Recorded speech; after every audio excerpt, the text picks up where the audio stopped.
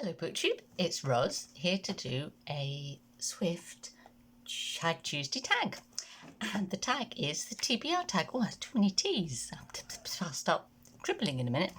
And I haven't been tagged by anyone specific to do this, but I've seen this done just recently by Emma at a couple of books and Britta Bella, and both of them said, oh, I'm not going to tag anyone specific, but do it if you fancy. And the person who originally came up with this tag, the link no longer works, so I won't even bother talking about that. But it was Emma doing it that really made me think I should do this tag, because there's something she said that kind of, I'll mention later, but that kind of really chimed with me.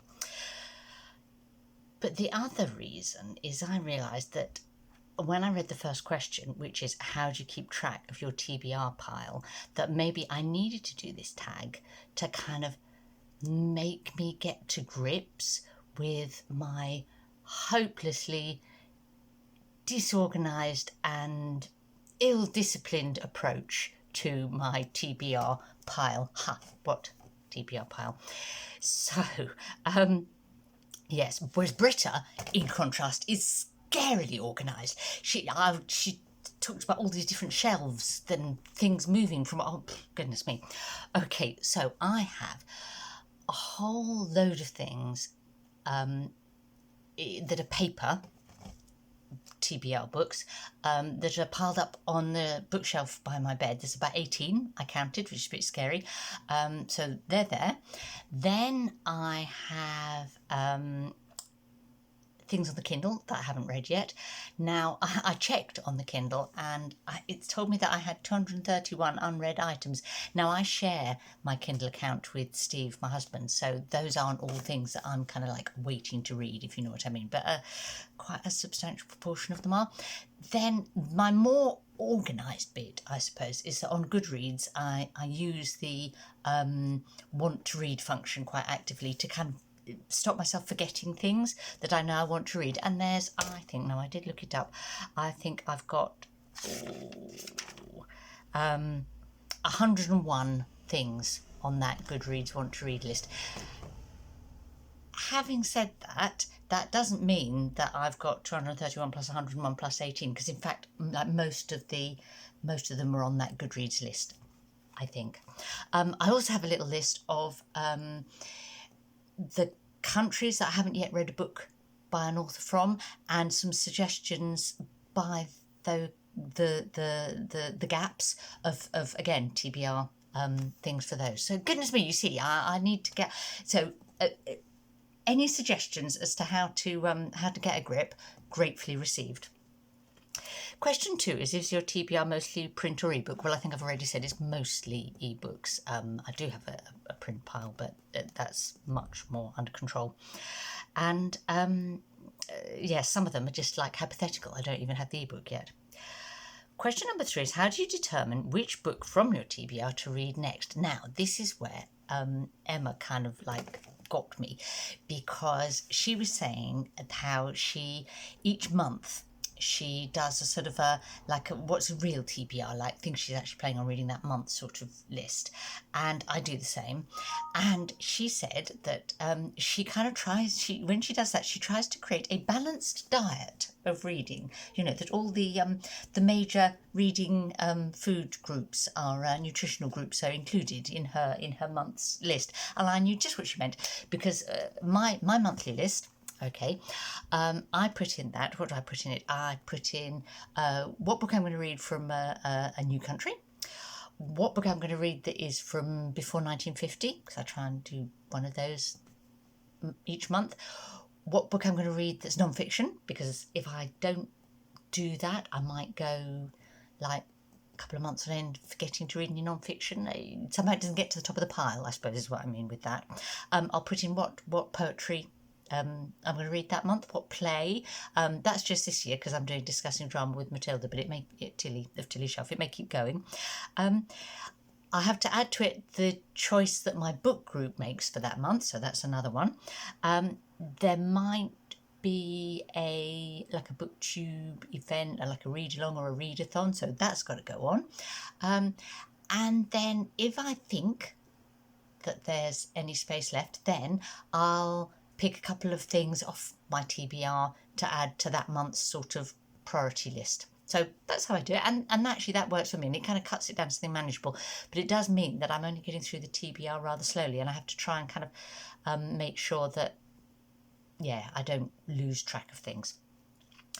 So, oh, and then sometimes, I'll go to the library or I'll read a review or something, and in the middle of the month, and I'll just say, oh, sorry, I'm going to read that instead, because hey, why shouldn't we? And a balanced diet is not everything. Sometimes you need to just gorge on things, or go out and buy the book equivalent of a cream cake.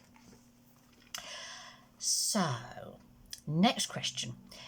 A book that's been on your TBR list longest.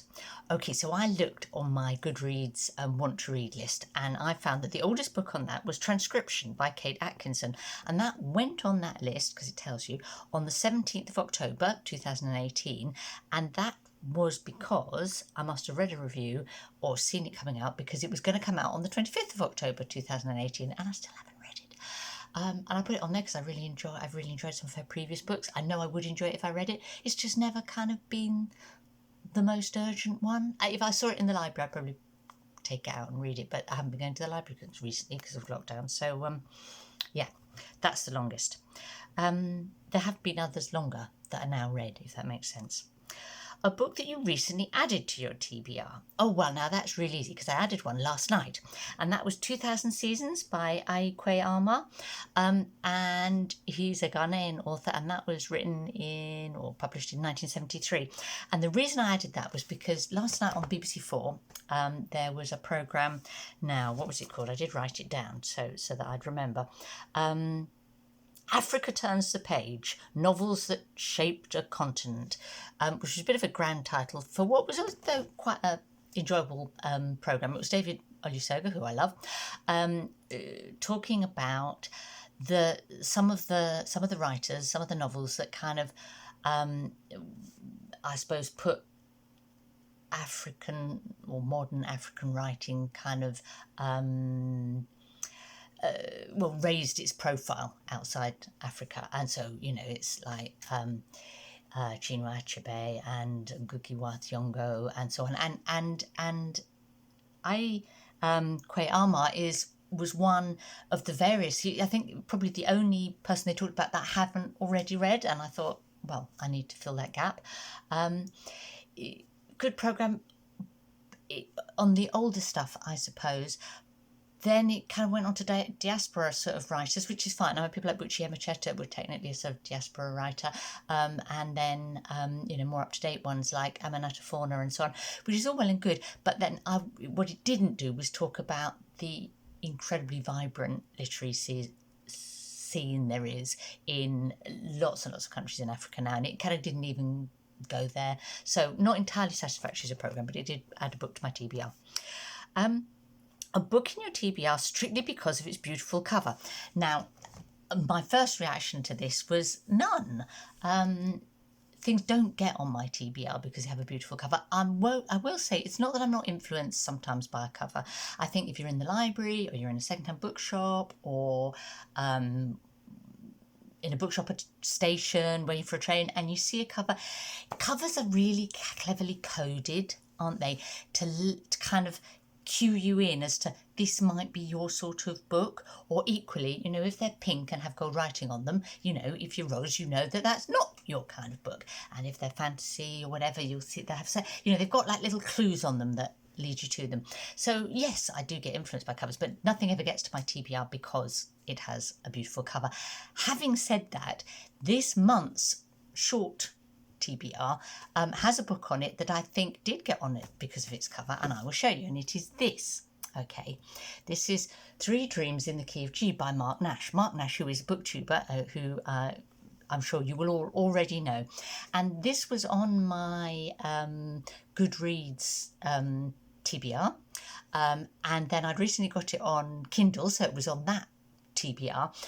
But when I went back to my local library for the very first time since the end of February, I think, or middle of March, they had a lovely summer reads display up. Yeah, and this book was on the Summer Reads display, and it caught my eye, and I realised it was Mark's book.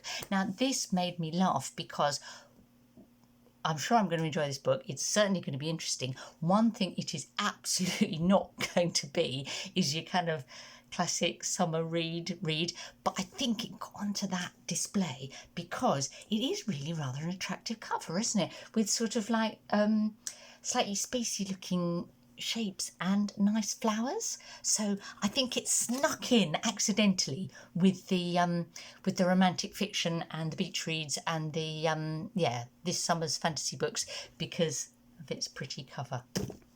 That made me laugh. Now, I'll report back on what I think about it, but carefully because I know Mark will see it. Question number 7, a book on your TBR that you never plan on reading. Now, again, my first reaction to this question was, well, obviously nothing, because if it's on my TBR, it's because I'm planning on reading it. Having said that, I had a little look at my Goodreads Want to Read list and realised that there's something on there that I'm not planning on reading anymore. The book in question is, now let's get this right again, A Theatre for Dreamers by Polly Samson. So it's one of this year's releases, and I got hold of it, put it on the Kindle, in fact, because I saw it reviewed really enthusiastically, and then it kind of came up cheap, as things sometimes do. And it sounds really appealing. You know, it's about the Greek island of Hydra in the 1960s and this like community of writers that were there, and then Leonard Cohen turns up and it's the women, through the eyes of the women, and you know how like those sort of arty writer types end up exploiting their female partners often, and it sounded right up my street, but also up Steve's street, and he read it first and he said, oh, for goodness sake, Roz, it's terrible, don't read it. So rather than bail, which I don't like to do, I'm not planning on reading that one, unless anyone out there wants to convince me, any of you, that Steve's wrong and that I would like it. So I haven't actually deleted it yet, so we'll see. Next question is an unpublished book on your TBR that you're really excited for. Well, actually there's quite a few at the moment. Jack by Marilyn Robinson is probably top of that excited list. Islands of Mercy by Rose Tremaine. She's one of those authors that is just very reliable. Not groundbreaking, but there's always something interesting and different about every book she writes. Music and Silence by her is one of my favourites. Probably The Lying Life of Adults by Elena Ferrante. It's sort of back in Naples, and I was meant to go on holiday to Naples this year and didn't get to go, so maybe I'll have that as like a consolation prize. But the one I think I'm looking forward to most is Piranesi by Susanna Clarke, and I'm not a huge reader of fantasy, but I really enjoyed her book. I always get the name wrong. It's Jonathan Norrell and Mr. Strange, or Jonathan Strange and Mr. Norrell. Oh goodness. Anyway, it doesn't matter. But this is a new one by her, and I know it'll be fun.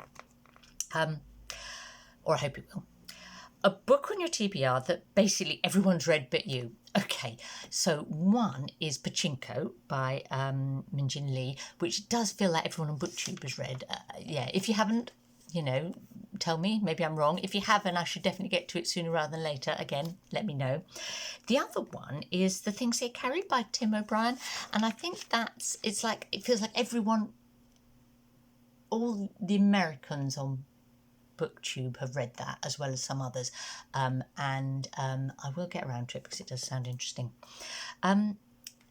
Question 10, a book on your TBR that everyone recommends to you. Well, the Tim O'Brien and Pachinko are probably examples of that, but the one I'm going to pick is Where the Crawdads Sing, because I really do feel like everyone has read that and everyone recommended that to me, and I really, really will read it soon.